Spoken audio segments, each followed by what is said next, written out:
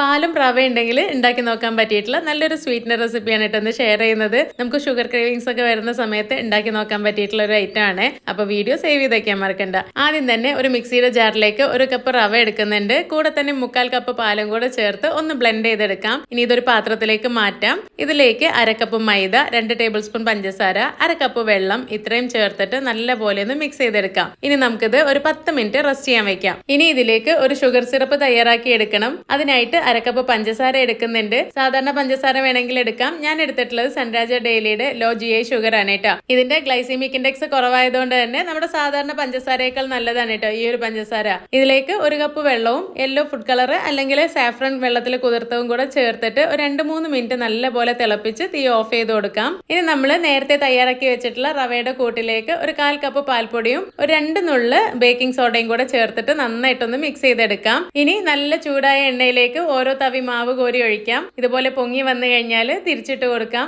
2 വശവും നല്ല ബ്രൗൺ കളറായി കഴിഞ്ഞാൽ എണ്ണയിൽ നിന്ന് കോരി മാറ്റാം. ചൂടോട് കൂടി തന്നെ നമ്മൾ നേരത്തെ തയ്യാറാക്കി വെച്ചിട്ടുള്ള ഷുഗർ സിറപ്പിലേക്ക് ഇട്ട് കൊടുക്കാം. ഒരു 2 മിനിറ്റിന് ശേഷം ഷുഗർ സിറപ്പിൽ നിന്ന് കോരി മാറ്റാം. അപ്പൊ ഇത്രയേ ഉള്ളൂ ട്ടോ. നല്ല ടേസ്റ്റി ആയിട്ടുള്ള മാൽപ്പുവ ഇവിടെ റെഡി ആയിട്ടുണ്ട്. അപ്പൊ എന്തായാലും ഒന്ന് ട്രൈ ചെയ്ത് നോക്കുക. വീഡിയോ ഇഷ്ടപ്പെട്ടിട്ടുണ്ടെങ്കിൽ എല്ലാവർക്കും ഷെയർ ചെയ്ത് കൊടുത്തേക്കണേ. താങ്ക്